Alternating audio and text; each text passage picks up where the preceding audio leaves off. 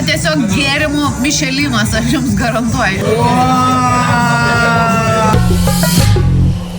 170 skirtingų kokteilių, 40 kokteilių namų gamybos, o gali pagaminti net 300 kokteilių. Pažiūrėkime, kas mūsų čia lauks. Domo ir Ievos istorijos keptas, užduotas vaisius, šitai patiekiamas.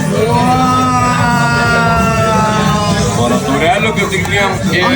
Mes čia įsimokėsim už jį? Ne, ten 138 eurai.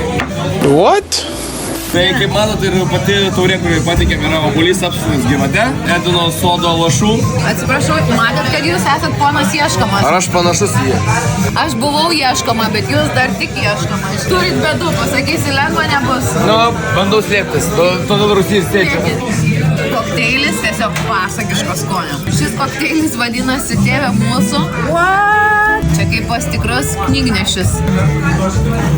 O šalta, kad vos nulaikyti manoma. Koks šaltas Wolfukas. Na, čia trečiasis kokteilis, Coco Milk Punch. Tai sakė, kad čia ilgiausiai realiai trunka paruošti šį kokteilį virš 2 parų. O, kaip Coco, užsiuodžia tikrai. Opa. 13 eurų šitas kokteiliukas kainavo, Tėve mūsų kainavo 15. Kainos tikrai pasakysiu žmogiškos.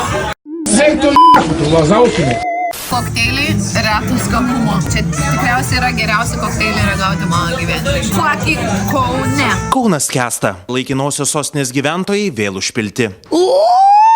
11 iš 10. Ką galiu pasakyti, Kaunas turi ne tik gerą areną ir stadioną, bet ir labai nuostabius kokteilius. Apsilankykite žinai. Užtagink draugą, su kuriuo norėtum paskaityti va tokią Bibliją. Нюхай шляпу!